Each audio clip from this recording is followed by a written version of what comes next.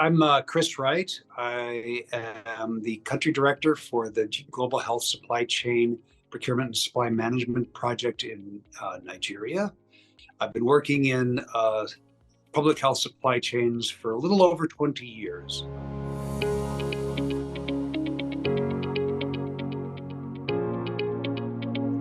So can you introduce yourself? Yes, I'm Chris Wright. I am the country director for the Global Health Supply Chain Procurement and Supply Management Project in Nigeria. I've been working in public health supply chains for a little over 20 years, joining JSI originally in 2002. I was hired at the time to be the communications director, but I evolved in my career, changed my career entirely, and ended up as a supply chain geek. Nice. So what has led you to pursue this career in the logistic public health industry? I got involved in development work over 30 years ago.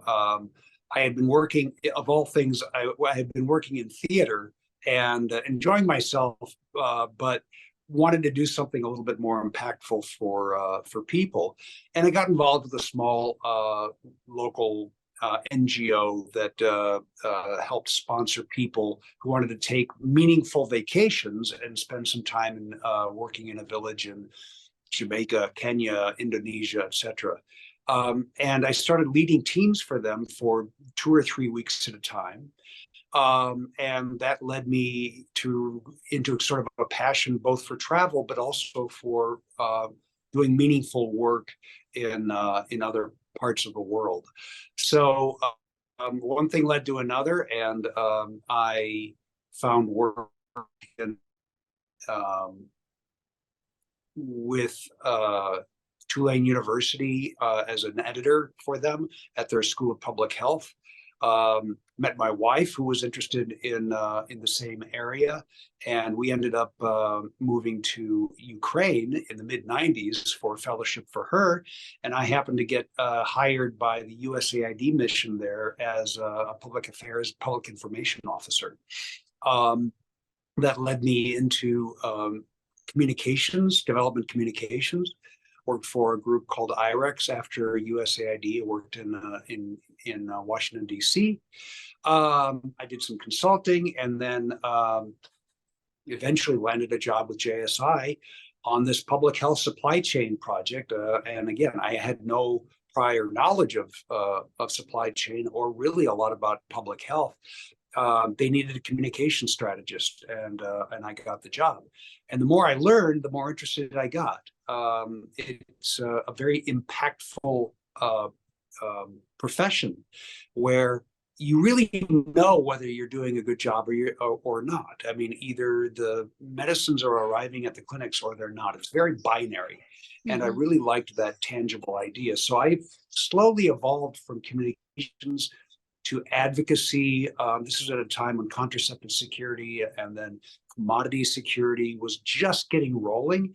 And part of my job was to be an advocate for that in various countries. My other job was to get people really thinking about no product, no program. And I'm very proud to have been part of the team that made that sort of a very common buzz phrase across public health now. But that evolution kept involving more and more technical work, because as you work with technical teams on the advocacy and communication side, you begin to learn a lot of stuff. And over a few years, I kind of evolved into focusing more on the technical work.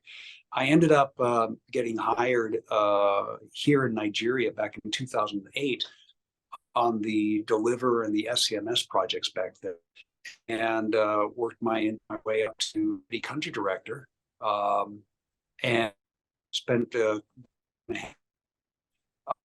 then went on to a similar position in Tanzania, and the biggest challenge there that we were grappling with was on information systems, which I didn't know a lot about. but these were information systems for supply chain. First with an ERP in the central medical stores there, the medical stores department, and there are 9 different zonal hubs across Tanzania. So the implementation of an ERP is a big project, and I learned a lot about the pitfalls, about the things you really need to think about. And from there was a lot of effort to start thinking about how do we extract data from facilities in a way that doesn't rely on paper. Mhm. And so I became very involved in very early stages of what became known as the ELMIS, the Electronic Logistics Management Information Systems. And over time, because there weren't a lot of people working in that particular niche, and it was a burgeoning field, I became something of an expert in the ELMIS. And so, much to my surprise, not only was I working as a professional in the supply chain, but I was suddenly working in information technology and supply chain and where they come together, and learning a lot. And that's one of the things about my career that I have truly appreciated the most is every new challenge is an opportunity to learn and to work with really, really smart people. I mean, I have worked with some of the best mentors, the best gurus, the best experts, and I have been able to absorb from them and gain my own career because of this. I stand on the shoulder of giants. Wow, wow. That's a very good transition to go to the next question, which will be what has been one major challenge in your career that maybe we can use today to give advice, and how did you use it? How did you leverage on it? I will say it like that. I think I think one of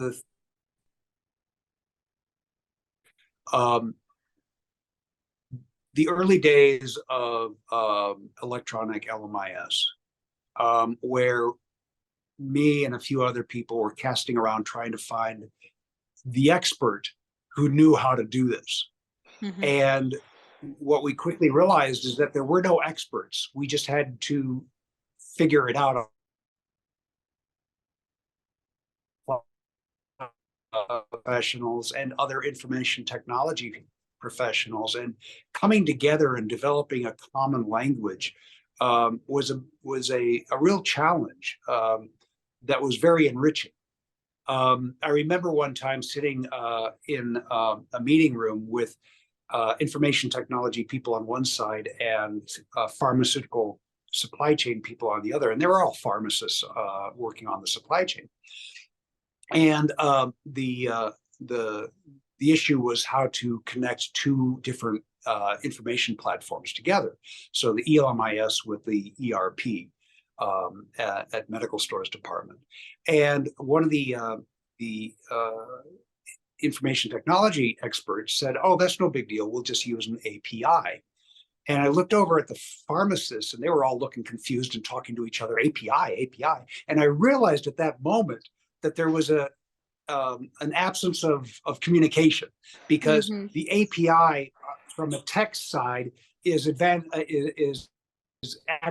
application program, and so there was the same acronym but completely different meanings, so they weren't communicating.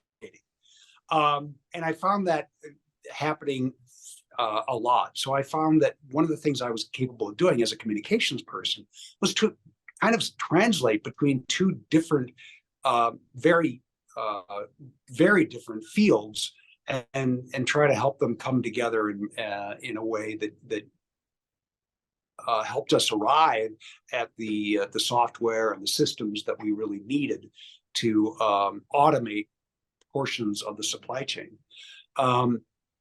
But for the next few years, I kept looking for the expert who could teach me more. And then people kept coming to me wanting my expertise. Mhm. And I kept saying, I don't think that's me. I don't think that's me.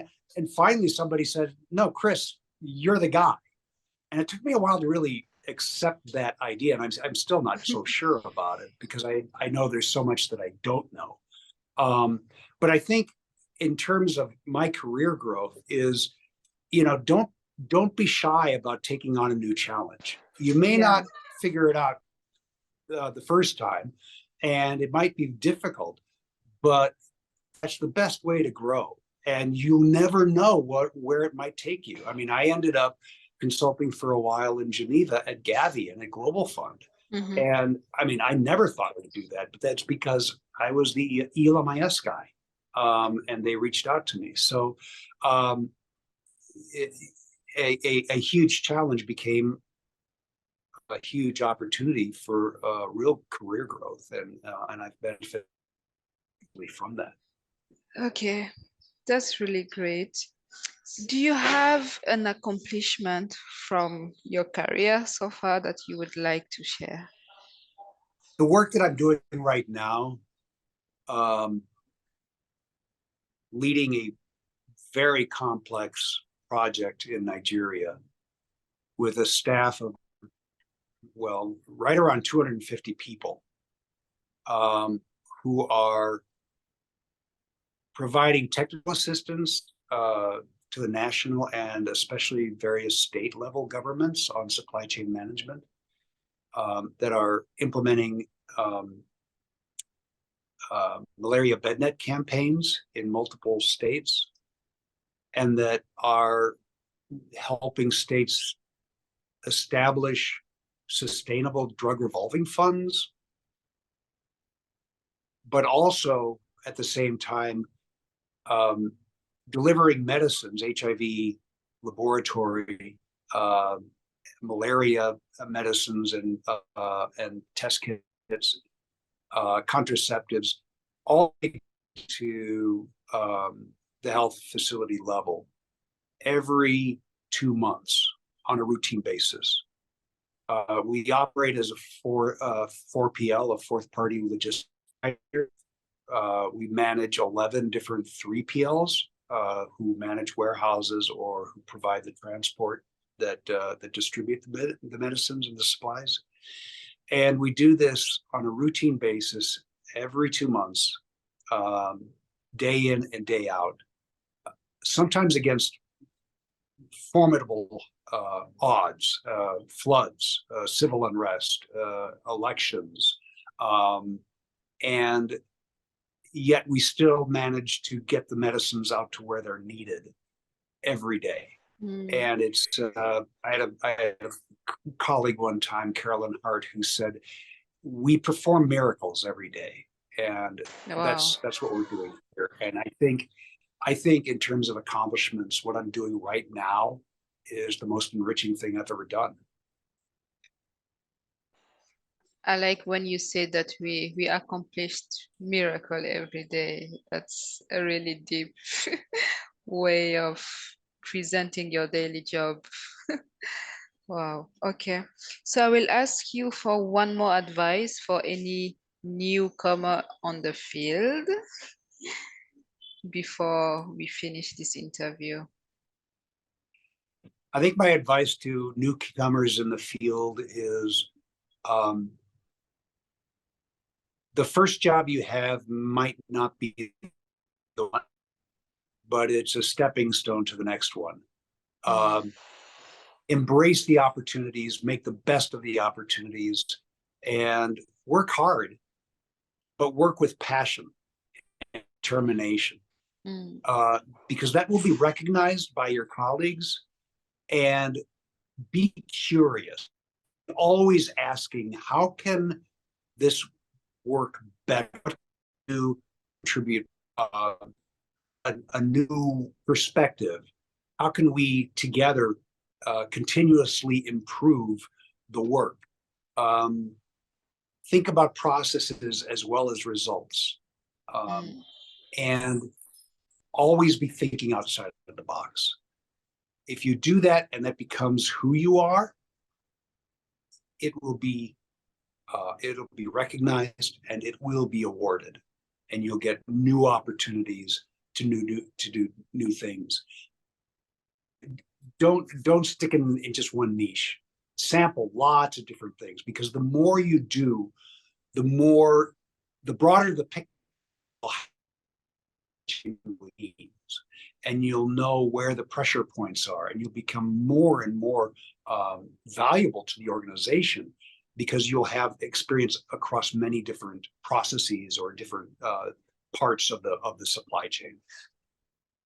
Wow, this is really powerful. So I will keep in mind thinking out of the box, process and the result, and have a broader picture.